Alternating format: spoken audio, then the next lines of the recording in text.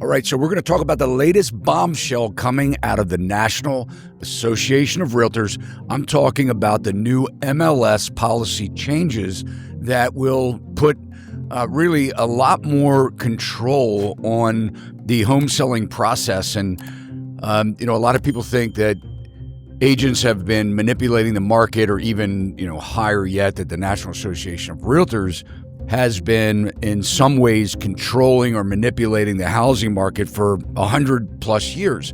In fact, that probably is one of the reasons why the Department of Justice, the DOJ, for decades has been constantly hammering on the National Association of Realtors. And what I'm learning here is that a lot of agents, or that agents are suggesting to their sellers, we're talking about listing agents right now, that are suggesting to their sellers to utilize a sales option for the sellers listing their home called an office exclusive. Now, many believe that this is a process that, like I said, is giving the listing agent, more control by forcing want-to-be home buyers into utilizing buyer agents. And this is, when we talk about, the Zillows, the Realtor.com, the Homes.coms, and these types of sites where home buyers for probably close to 2 decades now have been accustomed to going on their own, a home buyer, without having an agent, right? Prior to having a buyer agent, they're sitting at home with their laptops, their iPads, 2:00 in the morning, whenever, searching for homes. Maybe they're sitting in an airport with their phone, looking at homes. So a lot of the controversy right now, especially with the commission changes, not really changes, but it being publicized that that real estate commissions are to be negotiable from both sides, from the seller and the buyer side. But what really changed last year was this new ruling that many of you already know, where in all 50 states, including the District of Columbia, now buyers, if they have an agent, have to actually sign a contract with their agent saying that they could be liable for paying their agent's commission should the seller or the listing broker not be offering any compensation to the buyer or the buyer's agent to pay for that buyer agent commission. And I guess this all sort of stemmed from buyer's agents not really being truthful about their fees, or that they make money based on the transaction.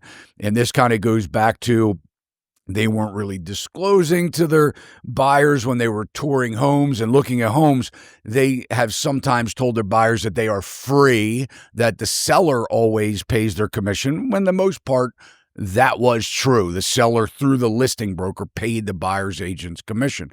But as buyers were scraping all their money together to buy a house, and then finding out at the closing table that their agent received a pretty sizable commission, that a lot of the buyers were even upset, saying, "Man, I didn't have any idea what you made." So now, based on these new rulings with commissions, the buyer's agent has to have a conversation with the buyer and sign a contract before representing them to even look at homes, explaining how much they charge, and the buyer has to determine, if no cooperation from the listing broker or the seller, if there's no money there to pay their buyer's agent, then they have to cough up that money. And in a lot of ways, it's preventing buyers from buying homes where there is no cooperation, and that they have to pull money out of their pocket because they don't have it. But I want to kind of go over this because, I want you to decide what you think about what we're about to go over. And I want to know your comments. Comment below.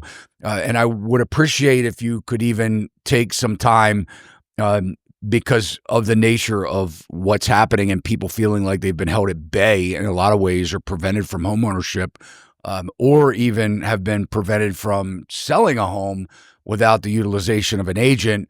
So I know it's a passionate thing on both buyers and sellers, as far as you all have opinions on realtors, brokerages, and I would like you to comment below and even maybe read some of the comments and get kind of a conversation going, because it will really give me a clear understanding, a better understanding of where, what your opinions are out there.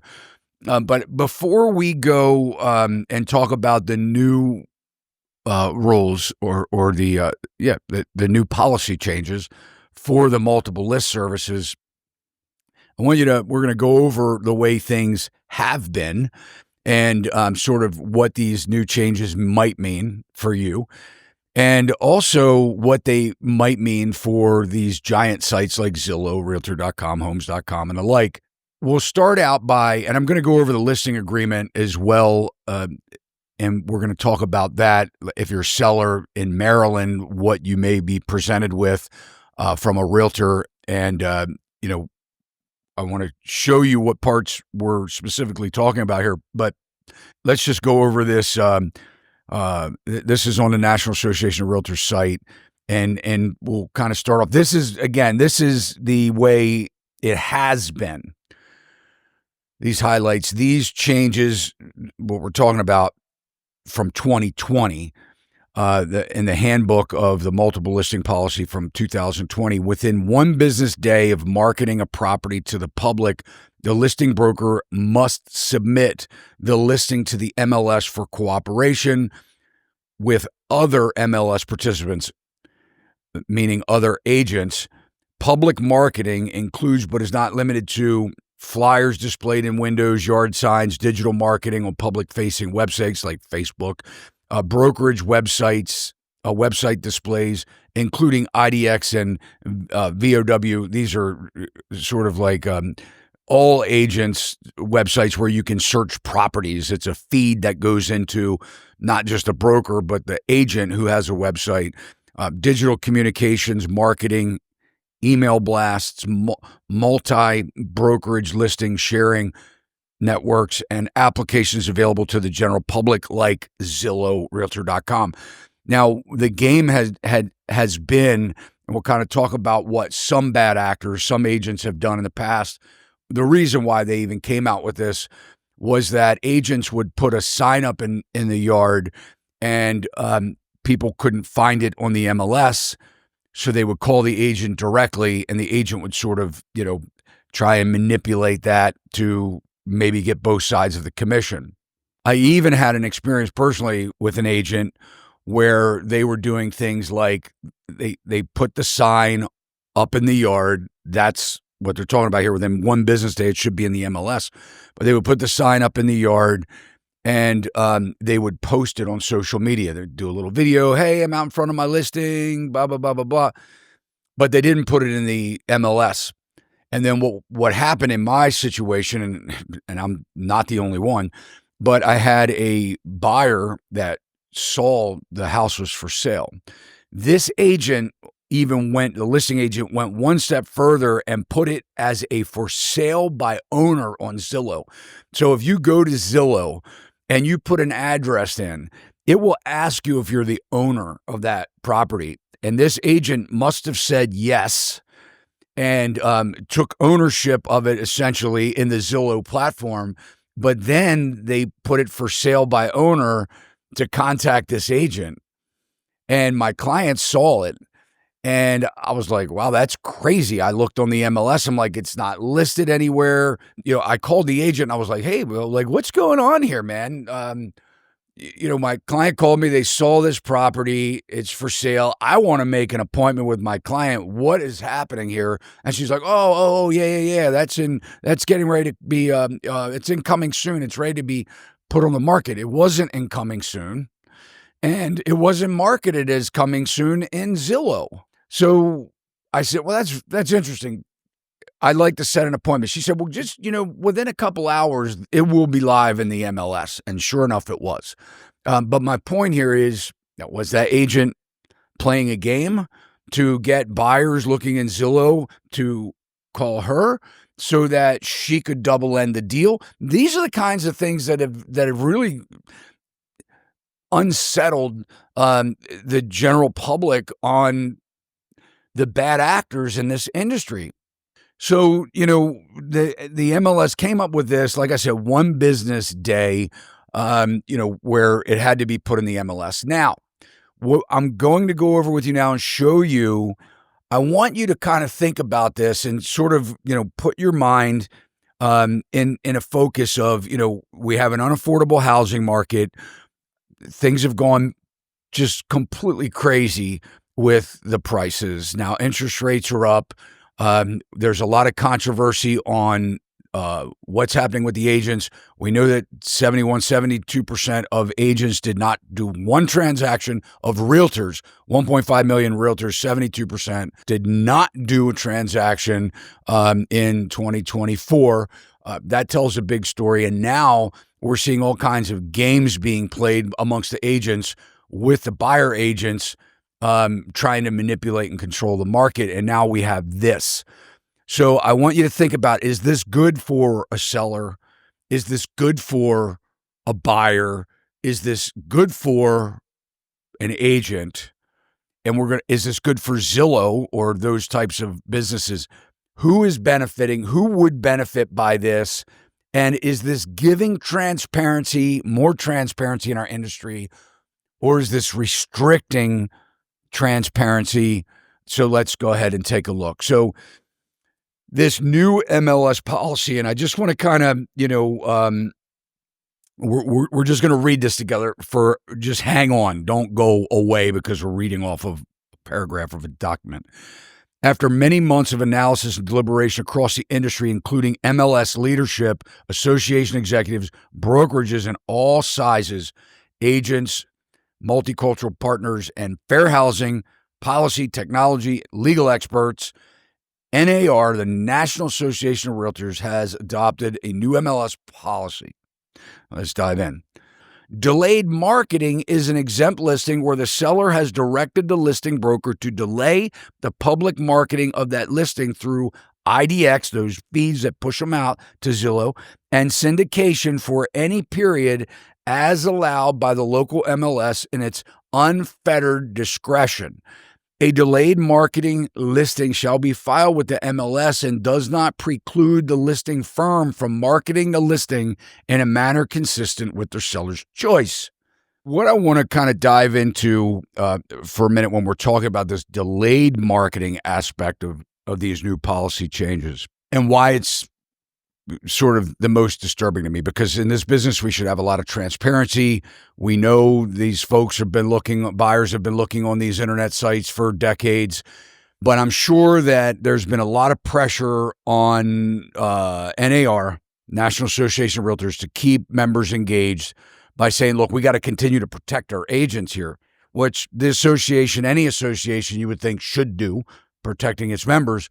But the question becomes, is it in the public interest?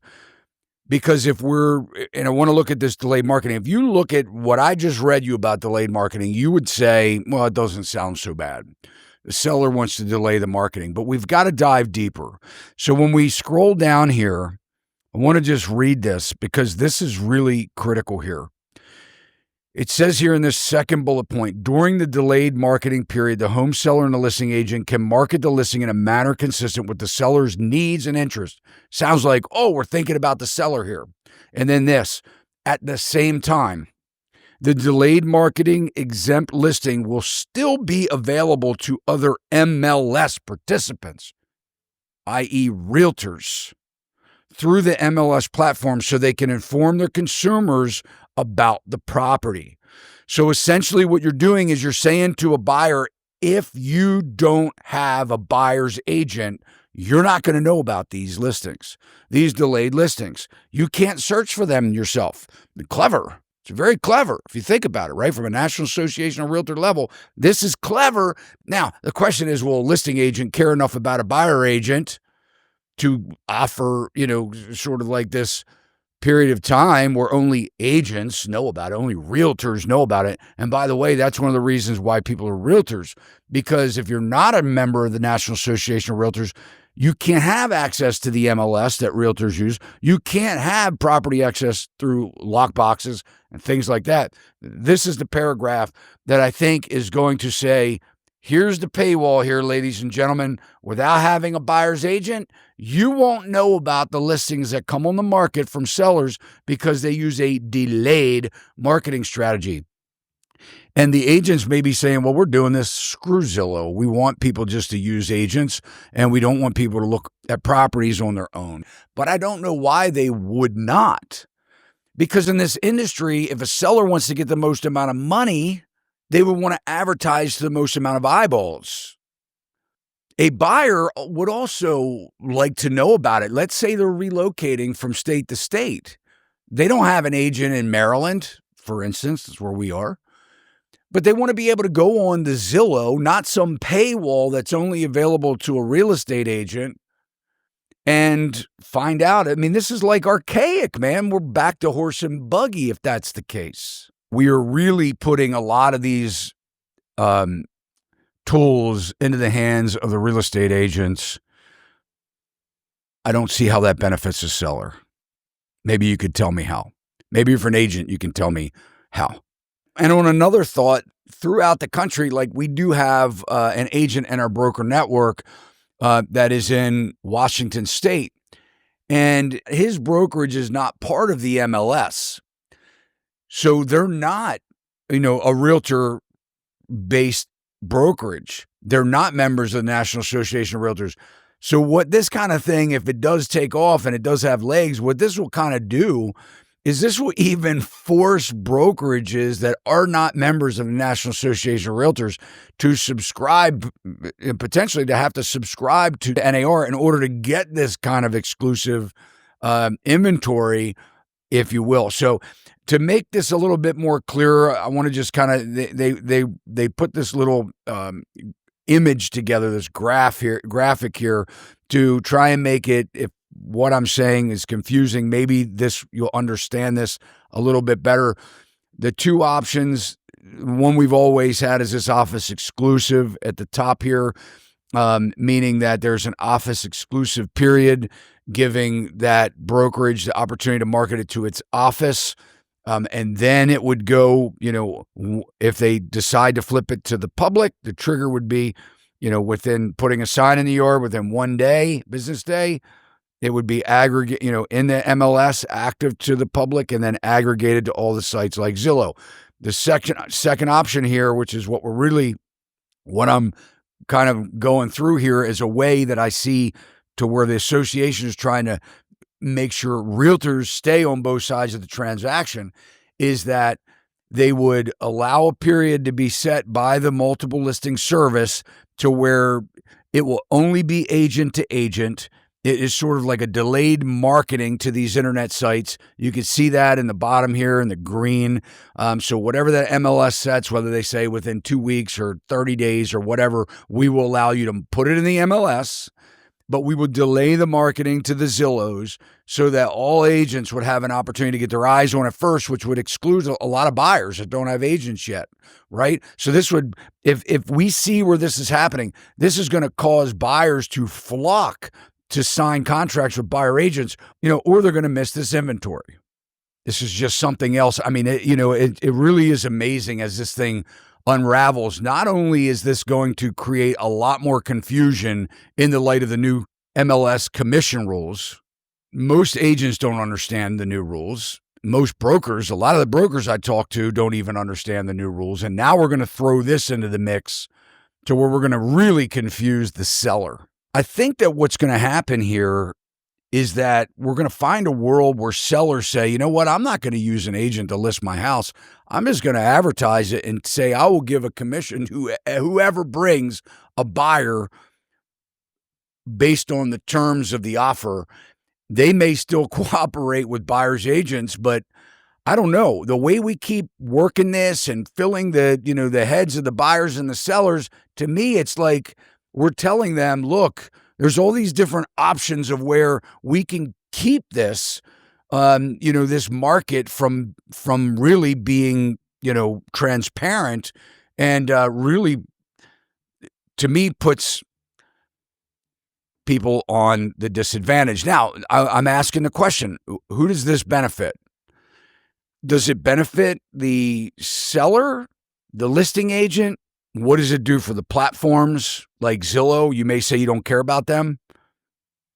How will they respond to this? What will they do? They're a broker themselves. They have, from what I understand, broker licenses in all 50 states, including DC. They could easily turn the switch on and say, all right, so now we're a brokerage we're going to like sell houses for people. Because to me, this is like the MLS telling sites like Zillow, screw off. We're going to keep this, amongst the realtors.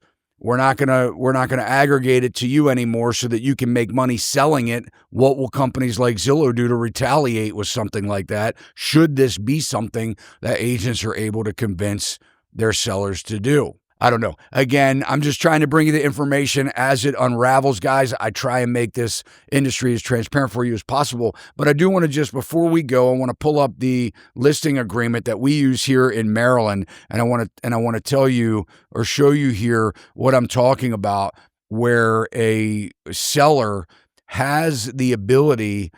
So in this listing agreement, number 7, marketing MLS internet advertisement, brokers authorized to and shall market the property, including but not limited to. It goes over exactly where this thing's going to go on the MLS. And there's an option here. It's always been here. You could have an office exclusive where broker may not market the property by through distribution on the MLS during the listing period. No idea why any seller would want to do this. Maybe if they're famous, and the listing agent has an amazing network of other famous or rich people that would want to buy their property and they don't want it on the MLS. Maybe that is one reason. You can't even say because of photos and stuff like that, because you can request that the MLS take those down after the buyer sells the property. I've heard a lot of people say that they don't want to, have their photos online, that they feel unsafe with that, 3D tours and things like that. And then here, seller may elect to not have property listing on or the property address displayed on the internet. Broker may not submit and market the property by and through display on any internet sites. And they can also elect here that they would submit and market the property through display on internet sites, but the seller elects not to permit display of the property address. That's an option. Again, if your house is for sale, it's for sale. I have yet to have a seller tell me that they don't want to do that. And then here they have to sort of acknowledge the fact that if they elect to not have their information on the internet, that it could be a detriment to them, what they can achieve by selling their house, getting it out to the most people. So anyway, again, just bringing it to you guys. Love to hear your comments and questions. Thanks so much for watching. If you haven't subscribed to our channel, please consider doing so now. And remember that you can follow us on your favorite social media and audio platforms as well. See you next time. Sachs Realty, Maryland broker number 607720, office number 443-318-4514, equal housing opportunity.